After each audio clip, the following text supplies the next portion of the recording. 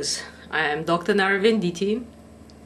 I am the founder of www.succeedinamerica.com. I'd like to address one issue in communication, and that is the confusion over numbers in day-to-day interactions. That's right, simple numbers.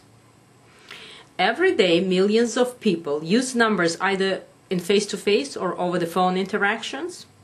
And numbers may and do cause much confusion. This is because some numbers in English are pronounced similarly, but have different stress patterns.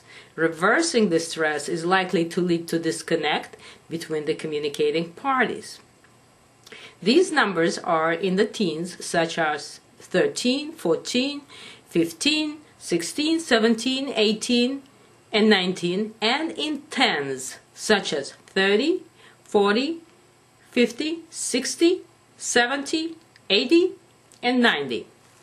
We're talking just about 7 pairs of numbers, but the impact of misunderstandings is huge because we use them all the time, and they have a very high frequency of usage.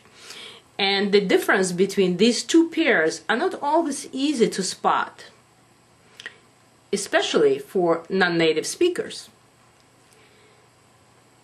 So confusing these two pairs of numbers can cause missing an important appointment, losing sale, going to the wrong address. The possibilities are endless. This is especially true for foreigners when accents and mispronunciation can widely distort the meaning.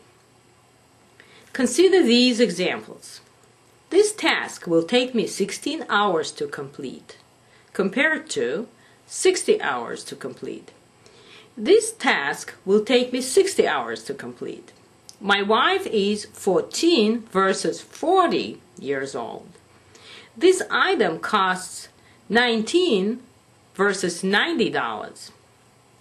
So this is Narayan Diti, and here are some 4 steps for you to avoid misunderstandings when using these numbers. Step number 1, enunciate, which means pronounce these words very distinctly. Make sure you stress the second syllable in 13, 14, 15, 16, 17, 18, and 19. And first syllable in 30, 40, 50, 60, 70, 80, and 90. Then clarify and say 1-3 for 13 or 3-0 for 30 to help to visualize the number. And then it's always helpful to have a follow-up question. Did I get you right? Or was I clear what I meant? These tips will come in handy in avoiding misunderstandings.